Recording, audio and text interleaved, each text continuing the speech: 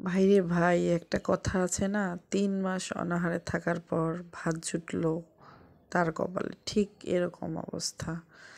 মানে দিনে মাত্র একবার খাওয়া হয়, আর সেটা একটু দুপুরে, না সকালে ভাত না রাতে ভাত, খুবই হালকা খাবার।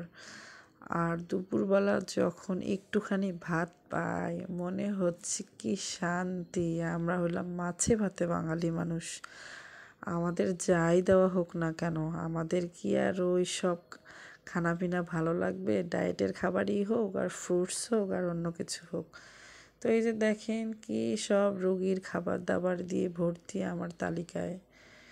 এটা কিন্তু অনেক হেলদি। আর আমি আজকে মুরগির মাংস আর পোড়া পোড়া করে সিম ভাজি রান্না করব। আর এসব বাঙালিয়ানা খাবার দেখলে কার পেটে না ইঁদুর দৌড়ায় বলেন তো?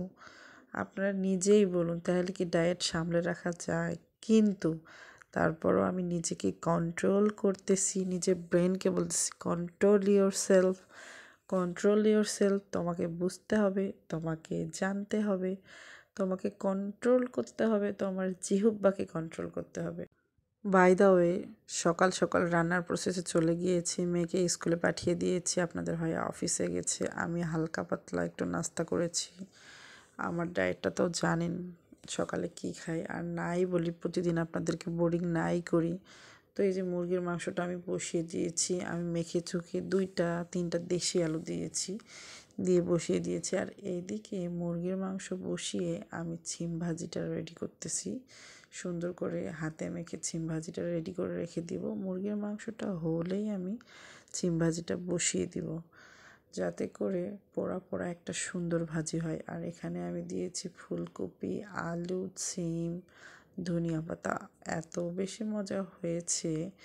আর আমার মাংসও হয়ে গিয়েছে মুরগির, আর সিম ভাজিও হয়ে গেছে। এখন আমরা খাওয়ার টেবিলে। এখন খাওয়ার টেবিলে দেখেন আমি কতগুলো সবজি নিয়েছি। একটা শসা নিয়েছি, 2-3 পিস আলু নিয়েছি, আর 2 পিস মুরগির মাংস নিয়েছি, একটা ডানা নিয়েছি আর একটা পিস নিয়েছি।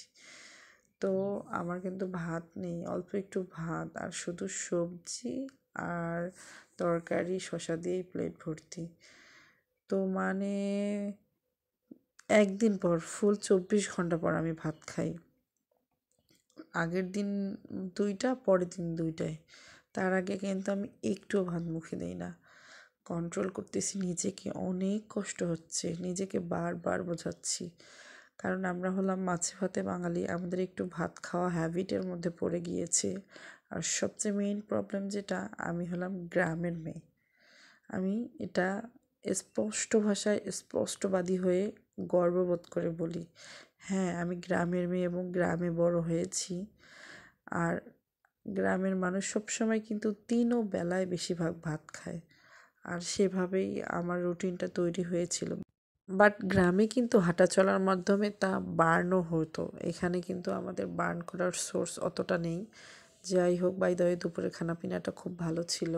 আর এটা বিকালবেলা, দুপুরে খাওয়া দাওয়ার পর একটু আধা ঘন্টা রেস্ট করে হেঁটে এসে আমার রাতের খাওয়ার। সবাইকে টাটা, আল্লাহ হাফেজ, টেক কেয়ার।